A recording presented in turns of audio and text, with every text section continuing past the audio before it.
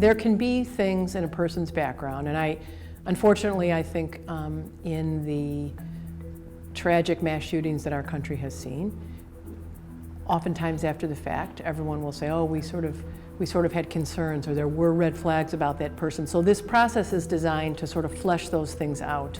And Illinois stands alone in this process.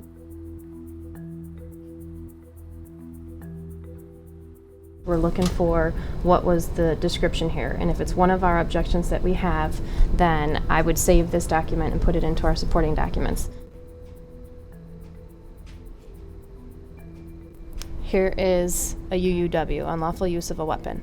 He's got a domestic battery charge. We're looking for also gang affiliation, if they've been in our jail system. We would also check our jail database. We also look for our database to see if they have any order of protections.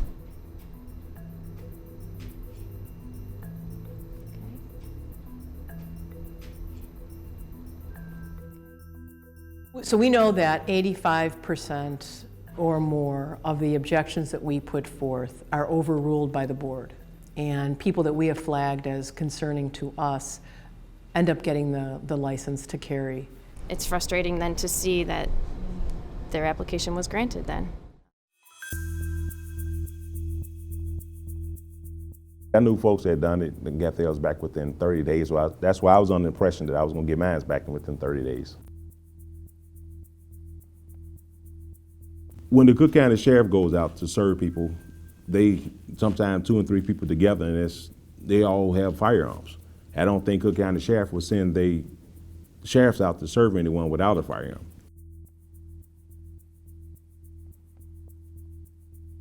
For 13 months, I'm going to the mailbox. When the mail comes, I'm thinking it's in there today, it's today, it's today, and it's not.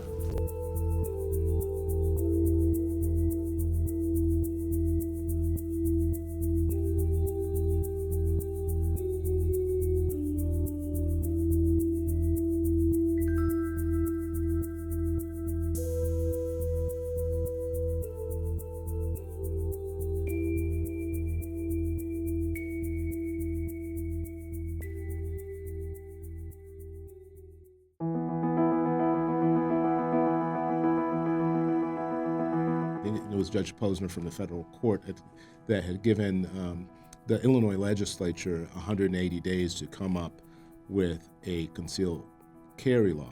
The implication of that is if you don't do it within 180 days, basically you have the Wild Wild West where people have like the right to carry.